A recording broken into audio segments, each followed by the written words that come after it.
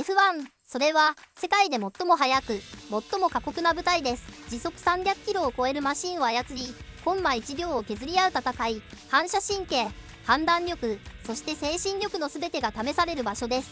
その世界に一人の日本人が挑み続けています。角田裕樹。彼の名は今や F1 の中で確かな存在感を放っています。小柄な体に誰よりも大きな闘志を宿す男。身長161センチ。2025年 F1 グリッドで最も小柄なドライバーです。だが彼の走りは誰よりも重い。そのアクセルには怒りも喜びも悔しさも全てが込められています。感情を隠さず全身で F1 と向き合います。だからこそ彼の走りは記録では語り尽くせません。角田裕樹の F1 は数字ではなく物語でできています。その物語は今も加速し続けているのです。幼少期から F2 時代。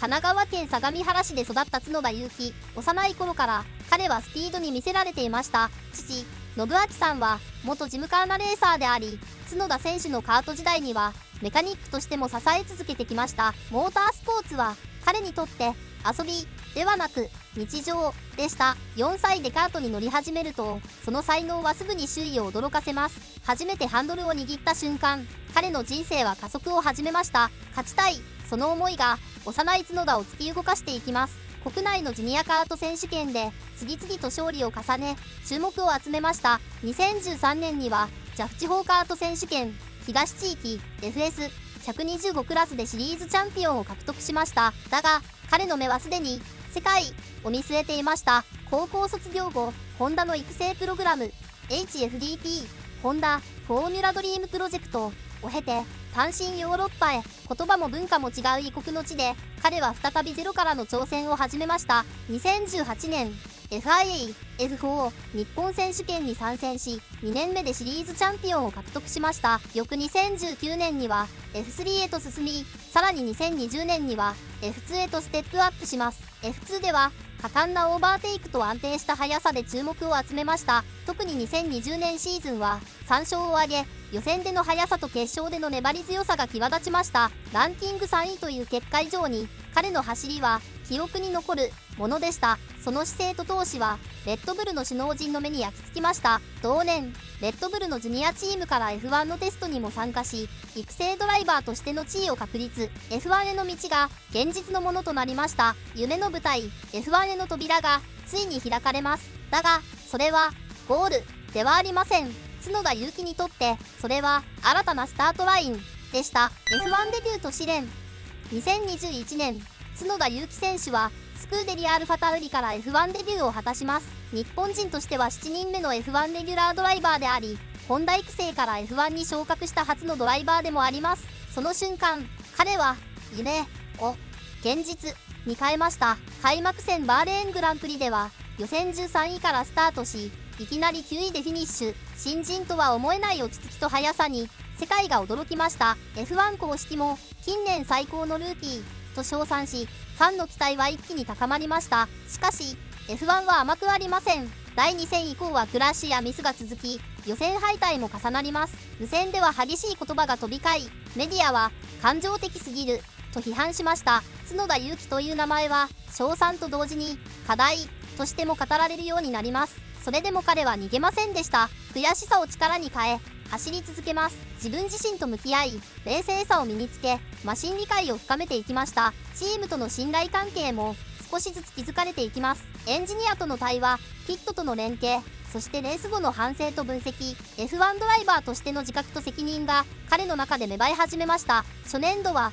結果以上に学びの連続でした。最終的にはランキング14位、ポイントは32。数字だけでは語れない成長がそこにはありました。そして角田選手は F1 という舞台で生き残るための心と技を確かに手に入れていきます。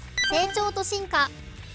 2022年2023年と経験を重ねる中で角田裕樹選手は確実に変わっていきました。かつては感情が先行しがちだった彼の走りに冷静さが加わります。攻撃的なスタイルはそのままに、状況判断とタイヤマネジメントに磨きがかかりました。マシン理解力も大きく向上しました。セットアップの方向性、空力の変化、タイヤの特性、技術的な会話が増え、エンジニアとの信頼関係も深まっていきます。ピットとの連携もスムーズになり、無線のトーンにも変化が現れます。予選では Q3 進出を果たすレースも増え、決勝では安定してポイントを獲得するようになりました。特にスタート直後のポジション取りや終盤の粘り強さは彼の成長を象徴していました。2023年シーズンではアルファタウリのマシンが競争力を欠く中でも、角田選手は複数回にわたりチームメイトを上回るパフォーマンスを見せました。速さと安定感の両面で存在感を示し、単なる若手ではなくチームを支える柱としての役割を担い始めます。そして F1 という舞台で日本人ドライバーとしての新たな歴史を刻み始めます。中島悟選手、佐藤拓磨選手、小林可夢選手、その系譜に角田裕樹という名が加わりました。しかし彼は過去の延長線上を走っているわけではありません。角田裕樹選手は自分自身の物語を走っています。その物語は今も進化を続けているのです。2025年シーズンと現在地。2025年 F1 の技術はさらに進化し、各チームは新たな空力パッケージとパワーユニットを搭載しています。その変化に角田裕樹選手はいち早く順応しました。シーズン序盤から予選では連続して Q2 を突破し、時には Q3 進出も果たしています。バーレーン、マイアミ、ベルギー、アゼルバイジャンなどで Q3 入りを達成し、決勝では粘り強く走りました。スタート直後のポジション取り、タイヤ戦略の判断、そして終盤の集中力、どれをとっても今の角田選手は経験と技術を兼ね備えたドライバーです。2025年シーズン途中からは RB からレッドブル本体へ昇格し、マックス・フェルスタッペン選手とチームメイトになりました。その中でも速さと安定感の両立が際立っており、単なるラップタイムではなくレース全体を通した仕事量で評価されるようになっています。ファンの声援は年々増え、SNS では彼の無線や走りが話題になっています。海外メディアも最も成長したドライバーの一人と評し、注目度は高まっています。今世界が注目しているのは日本人ドライバーという肩書きではありません。角田裕樹という名のレーサー、その個性と実力に目を向けています。彼の走りは国籍を超えて F1 ファンの心を動かしています。それは速さだけではなく人間としての熱が伝わるからです。人間、角田裕樹選手は感情を隠しません。怒りも喜びも悔しさも全てが走りに現れています。予選で思うような結果が出なかった時、ピットとの連携が噛み合わなかった時、無線では激しい言葉が飛び交います。その言葉はただの苛立ちではありません。勝ちたいという執念、もっと速く走りたいという焦り、そして自分自身への苛立ち、それらが混ざり合って言葉になります。2025年シンガポールグランプリではスタート直後の混乱で順位を大きく落とし、レース後に人生で最悪のスタートだったと語りました。無線ではチームに謝罪し、インタビューでは悔しさを隠さず言葉を振り絞っていました。それは悔しさを隠さない誠実さの表れです。 F1 という冷徹な舞台で彼はあえて人間らしさをさらけ出しています。角田裕樹選手はただ速いだけのドライバーではありません。その素直さ、誠実さ、そして情熱が彼の最大の武器なのかもしれません。だからこそ世界中のファンが彼に惹かれます。彼の走りには感情があります。そしてその感情が F1 という舞台に物語を生み出しているのです。未来への加速、挑戦は終わりません。 F1 という舞台に立ち続ける限り、角田裕樹は常に次を見ています。限界を超え世界の頂点へ。それはただの夢ではない。